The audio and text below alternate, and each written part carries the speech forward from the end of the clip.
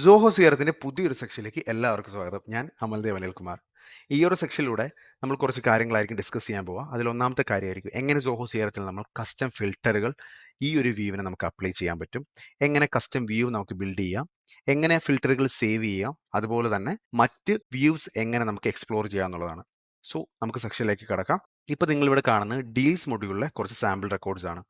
Left hand സൈഡിൽ നിങ്ങൾക്ക് ഇവിടെ സെർച്ച് ബാറും കുറെ ഫീൽഡുകളും നിങ്ങൾക്ക് ഇവിടെ കാണാം. ഇവിടെ കംപ്ലീറ്റ്ലി ലിസ്റ്റ് ചെയ്തിരിക്കുന്നത് നിങ്ങളുടെ ഡീൽസ് മൊഡ്യൂളുള്ള കംപ്ലീറ്റ് ഫീൽഡുകൾ മാത്രമാണ്.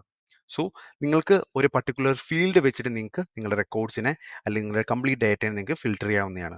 സോ അതിന് വേണ്ടിയിട്ട് ഒരു എക്സാമ്പിൾ ആണ് ഞാൻ ഇവിടെ കാണിക്കുന്നത്. ഇവിടെ സ്റ്റേജ് എന്നുള്ളൊരു ഫീൽഡ് നിങ്ങൾക്ക് ഇവിടെ കാണാം. ഓക്കെ, സ്റ്റേജിൽ എനിക്ക് സർവീസ് ക്യാൻസൽഡും സർവീസ് നോട്ട് അറ്റൻഡഡും ആയിട്ടുള്ള റെക്കോർഡ്സും മാത്രം കാണണമെന്നുണ്ടെങ്കിൽ ഇത്രയും ചെയ്താൽ മതി. സെർച്ച് ബാറിൽ സ്റ്റേജ് എന്ന് സെർച്ച് ചെയ്യുക, ഒരു ടിക്ക് കൊടുക്കുക, സ്റ്റേജ് ഈസ് എന്ന് ഇവിടെ ചൂസ് ചെയ്യുക. ഈസ് ദെൻ നമുക്ക് വേണ്ട രണ്ട് സ്റ്റേജുകൾ ഇവിടെ ചൂസ് ചെയ്യുക. ഒന്ന് സർവീസ് ക്യാൻസലും സർവീസ് നോട്ട് അറ്റൻഡഡും. ഞാനിവിടെ സർവീസ് ക്യാൻസൽഡ് ചൂസ് ചെയ്തു, സർവീസ് നോട്ട് അറ്റൻഡഡും ചൂസ് ചെയ്തു. ശേഷം അപ്ലൈ ഫിൽറ്റർ കൊടുക്കുക.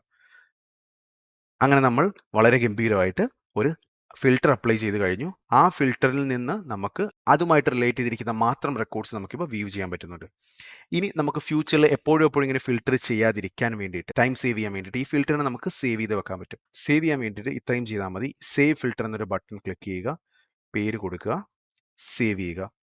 സേവ് ചെയ്ത് കഴിയുമ്പോൾ നിങ്ങൾക്ക് ഇവിടെ ലെഫ്റ്റ് ഹാൻഡ് സൈഡിൽ കാണാം നിങ്ങളുടെ ഫിൽറ്റർ ഇവിടെ ഇപ്പം അവൈലബിൾ ആയിട്ടുണ്ട്. ഇനി ജസ്റ്റ് ഞാൻ ഈ ഒരു ഫിൽറ്റർ ഫ്യൂച്ചറിൽ ഇനി ക്ലിയർ ചെയ്താലും ഏതെങ്കിലും മൊഡ്യൂളിൽ പോയി തിരിച്ചു വന്നാലും എനിക്ക് ആ ഫിൽറ്റർ വീണ്ടും എടുക്കാവുന്നതാണ്. ജസ്റ്റ് ഇതിൽ നിന്ന് ക്ലിക്ക് ചെയ്താൽ മാത്രം മതി. സേവ്ഡ് ഫിൽറ്റേഴ്സിൻ്റെ അണ്ടറിൽ ജസ്റ്റ് നിങ്ങൾ ക്രിയേറ്റ് ചെയ്തിരിക്കുന്ന ഫിൽറ്റർ ഏതാണോ അതൊന്ന് ചൂസ് ചെയ്യുക.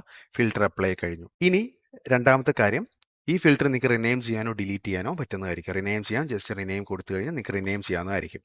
ഇനി അടുത്തതായിട്ട് നിങ്ങൾക്ക് എങ്ങനെ കസ്റ്റം വ്യൂ ക്രിയേറ്റ് ചെയ്യാവുന്നതാണ്. ഓക്കെ, കസ്റ്റം വ്യൂവും കസ്റ്റം ഫിൽറ്റേഴ്സുമായിട്ട് വളരെയധികം സാമ്യം നിങ്ങൾക്കുണ്ട്. നിങ്ങൾക്ക് ഇതിപ്പോൾ കാണിച്ചു തരുമ്പോൾ നിങ്ങൾക്ക് മനസ്സിലാവും. ഓക്കെ, ഇനി വ്യൂ ആണ് നമ്മൾ ക്രിയേറ്റ് ചെയ്യാൻ പോകുന്നത്. ഇപ്പം നിങ്ങൾക്ക് ഇവിടെ ടോപ്പ് ലെഫ്റ്റിലായിട്ട് ഓൾ ഡീൽസ് എന്നുള്ളൊരു ഡ്രോപ്പ് ഡൗൺ നിങ്ങൾക്ക് ഇവിടെ കാണാം. ഓക്കെ, ഈ ഒരു സെക്ഷനിൽ നിങ്ങൾക്ക് ഒരുപാട് പ്രീ ഡിഫൈൻഡ് ആയിട്ടുള്ള വ്യൂസ് നിങ്ങൾക്ക് ഇവിടെ ഉണ്ട്. ഓരോ വ്യൂസിനും ഓരോ ഫിൽറ്റേഴ്സ് ആണ്.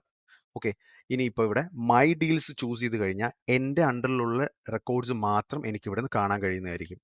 മറിച്ച് ഇവിടെ മറ്റ് വ്യൂസ് എടുത്തു കഴിഞ്ഞാൽ ഇപ്പോൾ ടുഡേയ്സ് ഡീൽസ് അല്ലെങ്കിൽ ദിസ് മന്ത് ഡീൽസ്, അങ്ങനെ ക്ലോസിംഗ് നെക്സ്റ്റ് മന്ത് ഡീൽസ് ഇങ്ങനെ ചൂസ് ചെയ്ത് കഴിഞ്ഞാൽ നമുക്ക് ഓരോ സെക്ഷൻ വൈസ് ഓരോ ഡേറ്റയും നമുക്ക് ഫിൽട്ടർ ഔട്ട് ചെയ്ത് എടുക്കാവുന്നതായിരിക്കും. ഓക്കെ, ഇനി നമുക്ക് സ്വന്തമായിട്ടൊരു കസ്റ്റം വ്യൂ ക്രിയേറ്റ് ചെയ്യുകയാണെങ്കിൽ ഇവിടെ ന്യൂ കസ്റ്റം വ്യൂ എന്നുള്ളൊരു ഓപ്ഷൻ ഉണ്ട്. ജസ്റ്റ് ഒന്ന് ക്ലിക്ക് ചെയ്യുക. ക്ലിക്ക് ചെയ്ത ശേഷം ഒരു പേര് കൊടുക്കുക.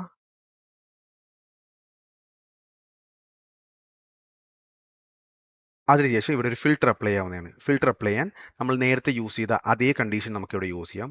നമുക്ക് സ്റ്റേജിൽ ഈസ് രണ്ട് കാര്യം, ഒന്ന് സർവീസ് ക്യാൻസൽഡും സർവീസ് നോട്ട് അറ്റൻഡഡും ആയിട്ടുള്ള റെക്കോർഡ്സ് മാത്രം എനിക്ക് കണ്ടാൽ മതി.